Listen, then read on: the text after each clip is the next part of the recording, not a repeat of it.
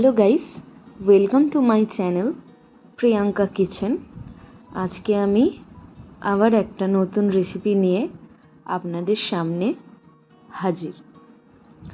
যখন আমাদের সবার ঘরেই ফ্রিজে অল্প চিকেন বেঁচে যায়, এবার ওই অল্প চিকেন থেকে কি করব মাথায় আসে না।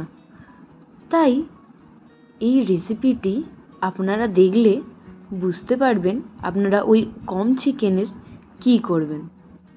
তো এখানে আমি ওই অল্প চিকেন থেকে একটা রেসিপি নিয়ে আপনাদের সামনে চলে এসেছি। অনুরোধ থাকলো ভিডিওটি স্কিপ না করে সম্পূর্ণ দেখার। তো ভিডিওটা আমি শুরু করছি। তো তোমরা দেখতেই পাচ্ছ কত অল্প চিকেন পড়ে আছে, একদম বোনলেস চিকেন। এর মধ্যে আমি একটু রসুন পেঁয়াজ দিয়ে মিক্সিতে ভালো করে গ্রাইন্ড করে নেব। আর তার সাথে আমাদের উপকরণ লাগবে বেসন, ময়দা, চিনি, নুন, গুঁড়ো লঙ্কা। আর দেখো আমি একটা জায়গায় কিমার মাংসটা নিয়ে নিচ্ছি।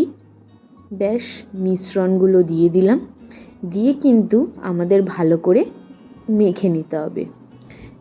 এই মিক্সচারটা যেন খুব একটা শক্ত না হয়, নাহলে কিন্তু খেতে খুবই বাজে লাগবে। দেখো মিক্সচারটা কিন্তু একদম এই রকম রাখবে, পাতলা টাইপের। দেখো আমি সব মিক্সচারগুলো বল বল করে নিয়েছি, আর কতটা নরম আর সুন্দর লাগছে। এরপরে আপনাদেরকে কিন্তু এইগুলোকে ডাইরেক্ট ভাজলে হবে না, ডাইরেক্ট ভাজলে কিন্তু কড়ার সাথে লেগে যাবে।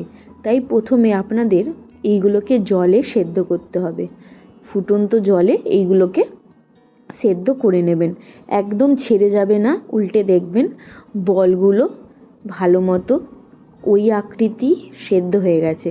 আপনারা যেই আকৃতি দেবেন বলগুলোর কিন্তু ঠিক সেই আকৃতিতেই বেরাবে। আমি এখানে গোল গোল আকৃতি দেওয়ার চেষ্টা করেছি, কারণ বলগুলো ভীষণই পাতলা, হাতের সাথে বড্ড লেগে যাচ্ছিল, তাও আমি গোল করার চেষ্টা করেছি।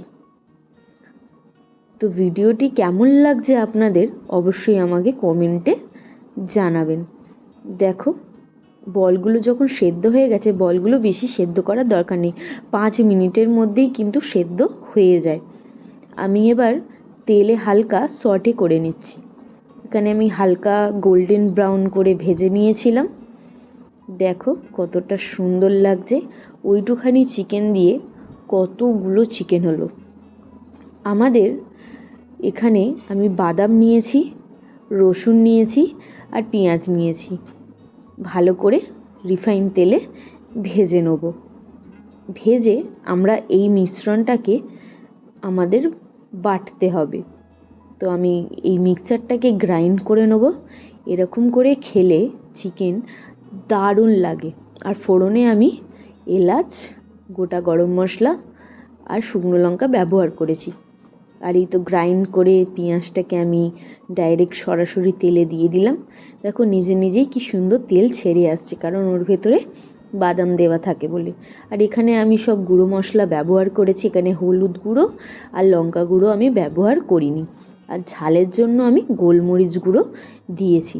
কত সুন্দর কালারটা ফুটে এসেছে, তোমরা এখানে দেখতেই পাচ্ছ। আর যত কষবে তত কিন্তু একটা নিজের তেল ছেড়ে আসবে। তো এইটা একটু মিষ্টি মিষ্টি হয়। তো আমি চিনির পরিমাণটা একটু বেশিই রেখেছি। তারপরে নুনটা আর চিনিটা তোমরা তোমাদের স্বাদের মতো দিতে পারো। দেখো আমি ভালো করে নেড়ে নিচ্ছি। যত নাড়বে তত কিন্তু তেল বেরাবে এই রেসিপিটা দিয়ে। ব্যাস বলগুলো আমি দিয়ে দিলাম। যখন মশলাগুলো দিয়ে কাঁচা গন্ধ চলে গেল, বলগুলো দিয়ে ভালো করে কষিয়ে নিতে হবে।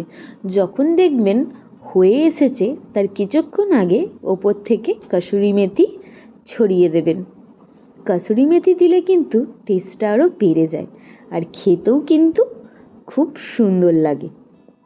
তো এখানে আমার রেসিপিটি তৈরি। তো তোমরা অবশ্যই আমাকে কমেন্টে জানাবে দেখতে কেমন লাগছে, আর কারা কারা আমার এই রেসিপিটি ঘরে ট্রাই করেছো। ভালো লাগলে অবশ্যই চ্যানেলটা সাবস্ক্রাইব করে পাশে থাকবেন। ভিডিওটি সম্পূর্ণ দেখার জন্য অনেক অনেক ধন্যবাদ রইল।